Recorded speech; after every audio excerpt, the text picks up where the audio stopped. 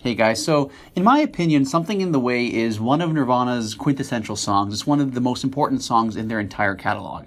Obviously, generally speaking, when it comes to, the population at large, when people think of Nirvana, usually the first few songs they think of are Smells Like Teen Spirit, Come As You Are, In Bloom, and some of their other big hits. But really, if we're talking about, a song that really captures Kurt Cobain's adolescent feelings of loneliness and alienation, in my opinion, I really don't think there's another song in Nirvana's entire catalog which really captures that as well as Something in the Way.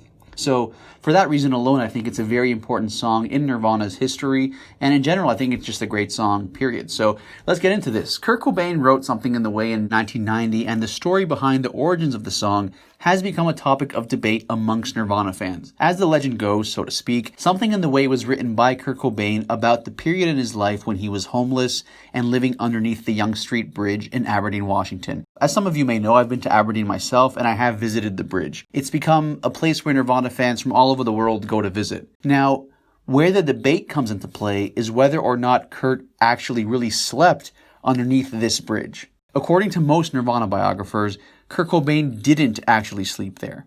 One of the reasons that most Nirvana biographers don't believe Kurt actually slept there is because the bridge is located directly across from the Wishkah River, and the incoming tides from the river would have made it nearly impossible for anyone to sleep underneath that bridge. Chris Novoselic and Kurt Cobain's sister, Kim Cobain, have also stated that they believe it's unlikely Kurt Cobain actually slept underneath that bridge. Kurt Cobain at one point told Nirvana biographer Michael Azerrad that Something in the Way was, quote, like if I was living under the bridge and I was dying of AIDS, if I was sick and I couldn't move, and I was a total street person.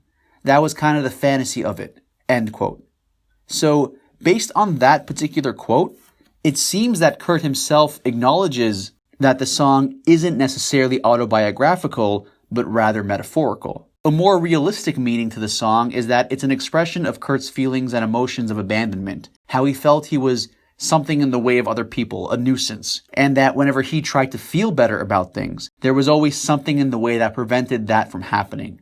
It's a very sad subject, but for someone like Kurt Cobain, who, as we all know, struggled with these emotions throughout his life, Something in the Way is, in my opinion, the song which most aptly reflects that side of him. So, again, for that reason alone, I think it's a very important song in Nirvana's catalog. Now, in terms of the music itself, Nirvana recorded Something in the Way with Butch Vig at Sound City Studios in May of 1991 during the Nirvana sessions, and interestingly, although it's a very simple song in comparison to the rest of the music that they recorded, Butch Vig has said that it was actually the most difficult to record. The song, for the most part, is just Kurt Cobain's vocals and him strumming on an acoustic guitar. Originally, however, Kurt Cobain wanted to record the song with the full band, but after a few attempts, they just weren't getting it quite right. Frustrated, Kurt Cobain sat on the couch in the control room and played the song for Butch Vig on an acoustic guitar in order to show him how he felt the song should sound. Butch Vig was impressed with Kurt Cobain's acoustic solo rendition of the song and decided to record Kurt Cobain performing the song right then and there the way he was playing it.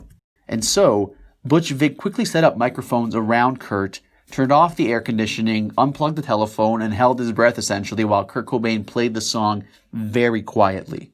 They did 3 takes like this. Afterwards, Kurt recorded his vocal harmonies while Chris Novoselic and Dave Grohl added their parts to the song. During the very last day of the Nevermind sessions, musician Kurt Canning, a friend of Nirvana's, came to the studio and added a cello to the recording. The cello really accentuating the somber tone of the song. As mentioned, Kurt Cobain originally wanted the song to be performed with the full band, to be an electric performance rather than mostly a solo acoustic performance. On October 9th, 1991, Nirvana did record an electric version of the song for the BBC in London, England at Maida Valley Studios. The electric recording is closer to the sound Kurt Cobain had originally envisioned for Something in the Way. Another version of Something in the Way was recorded 2 years later on November 18th, 1993, during Nirvana's MTV Unplugged performance. Laurie Goldston performed the cello on this version of the song, and Pat Smear also appeared as the second guitarist. Notably, the MTV Unplugged performance of Something in the Way would be the last time Nirvana performed that song live. A demo version of Something in the Way was released in 2015 as part of the Montage of Heck, the home recording soundtrack album, and a different version of Something in the Way which Nirvana recorded in March of 1991 was released in 2011 as part of the Nevermind 20th Anniversary Deluxe CD. In addition to the live version on MTV Unplugged, another live version of the song taken from a concert in Japan from February of 1992 was officially released as part of Live Tonight Sold Out in 1994.